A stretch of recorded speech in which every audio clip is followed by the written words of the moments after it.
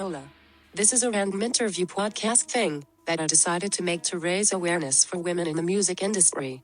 To be honest, I don't really know what I am doing, but I know that misogyny is a big factor that separates men from women in the music sector, and that needs to change. Now, I had a conversation with Rebecca Arnold, a junior sound engineer at the famous Dean Street Studios. I personally believe that being a woman should have no boundaries on your career path. Here's what Rebecca had to say. How long have you been working here for? Since November, the beginning of November, so just over 6 months, I think. Do you enjoy your job? I do. It's a lot of different things. So I'm an assistant engineer, but when I started off, I was more of a runner. So I'd be doing things like running to Tesco's if people need things, getting coffees and teas, clearing up generally. But since then, it's kind of moved on to more assisting the sessions, sitting in on those, helping out engineer, setting everything up, taking it down. So it's a lot of different things that I'm doing, but it's really good. What does success look like here? I think when you have a really good session that you enjoy and that you get along with everybody and everyone leaves the session feeling really positive about what they've done, because obviously some sessions are going to be more productive than others. Sometimes you don't get everything done that you wanted to, but yeah, when everything is done that you needed and everyone is happy with the result, that's a success. How many female producers have you worked with here at Dean Street? Actually none.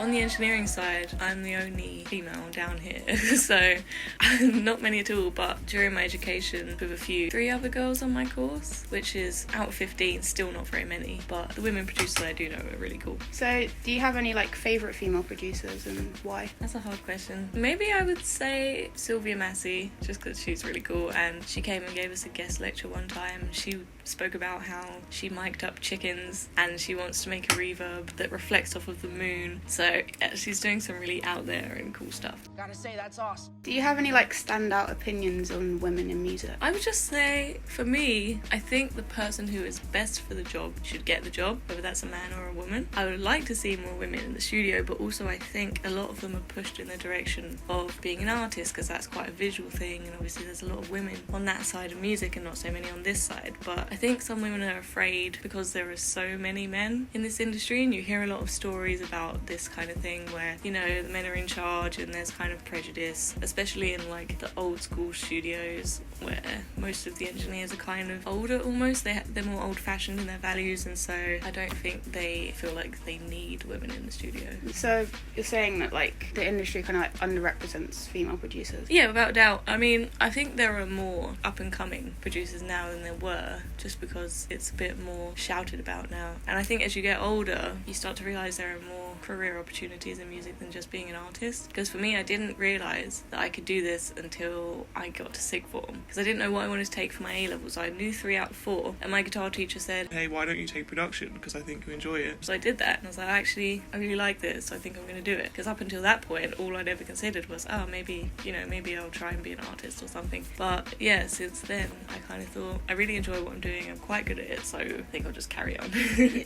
So do you think it's easier for men to get a job in the industry? I wouldn't say that necessarily. I think maybe in my experience, I've noticed that people expect less from me in a way. But that could be because of my age. I'm only 20, so people will look at a younger person and be like, obviously you don't know as much, you're not as experienced. But I don't know whether it comes down to gender. I personally haven't felt like I've been, I don't think I've been at a disadvantage because of my gender. But there's things that you do here, everybody cleans the kitchen. They don't just leave that stuff to me. And there was equal opportunity for the guys and me when they were giving out the jobs. So I think there will be in some places, but in here I haven't experienced that. So that's good to see that there's equality within the studio. Yeah, well, the manager of the studio here is Jazz. She's obviously a woman, so I think she wants to push to get more women down here as well. But obviously we're a small team, so you just have to take the best that you can get. So there may be problems which might not necessarily affect the studio, but in other studios, do you think that there's a way that we can break the glass ceiling that kind of surrounds the industry? I think there's quite a lot of things in place already. Denied.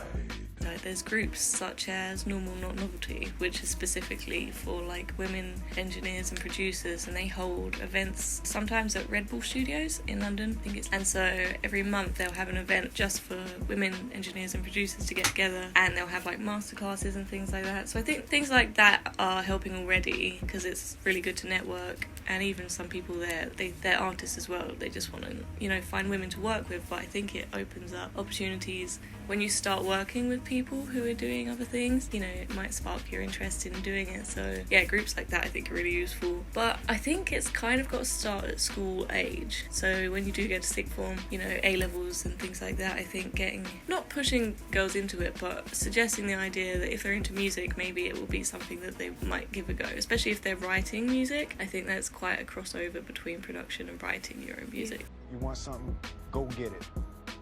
Period. So is there anybody that you'd like to work with in the future, artist-wise or producer-wise? There's a lot of people, I think. I've been quite lucky with the people I have worked with down here, to be honest. There's a few bands that I've liked forever. Like, there's a few, not up and coming, but almost underground artists that I really like. So there's Shana Bass, I think her music is really cool. It's quite similar to some of the stuff I write, so I think it'd be interesting to see how that would work out. But yeah, there's a few bands. Arctic Monkeys, Tame Impala, I think would be awesome, because, you know, lots of simps going on. But yeah, I've been really lucky with who I've worked with so far. So you're currently working on your own music, right? Yes. Do you have somebody producing it for you, or is it all self-produced? It's kind of a bit both. I did most of it, so I wrote the songs and I produced most of the tracks behind them. But sometimes it gets to a point where you want someone else's opinion on it. So I've had a friend from my course helping me out who's done some really cool stuff with me. His name is Marco. He's a really good producer as well. But yeah, he's been helping me out, and I'd say we're almost there. So I've been doing some research into over-sexualization in the music industry. Mm-hmm. Do you think that women are over-sexualized? I think that's almost a general thing rather than a studio thing. In music, yeah, there are definitely examples, but I also think that now there's a lot more freedom with what you can choose to do. Yeah. So there are artists, I think, who make their way by using that to their advantage. Like, you know, people like Nicki Minaj who are all about aesthetics and like the hourglass figure. But then there's women like, you know, Adele who are much more conserved and like keeping herself to herself.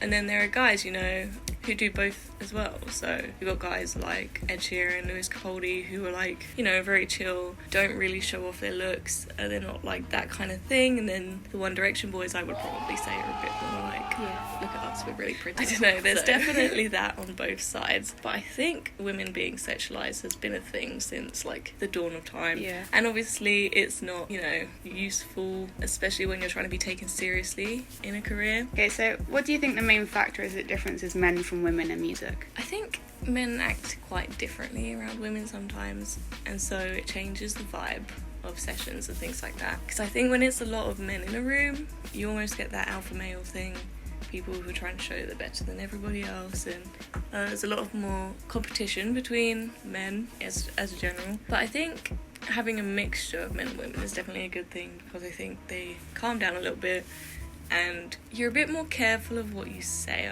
I think I've noticed that, like, people will say things and they'll turn around to me and apologise because they think they've said something bad, you know. So it's a very different vibe. I've heard, obviously I've never been in an all-male session because as soon as I'm there it changes that anyway. But from what I've heard, there's a lot more testosterone flying around when it's only men in the room.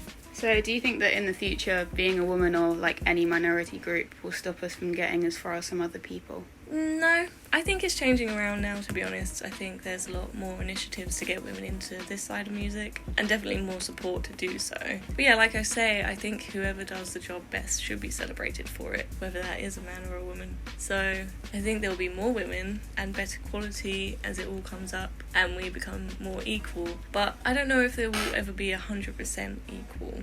And that might just be down to how well a person works rather than discrimination. So, I mean, I would love to see it be that way, be completely equal, but I'm not sure that it will. Okay, thank you for answering my questions. That's alright, thank you for asking me.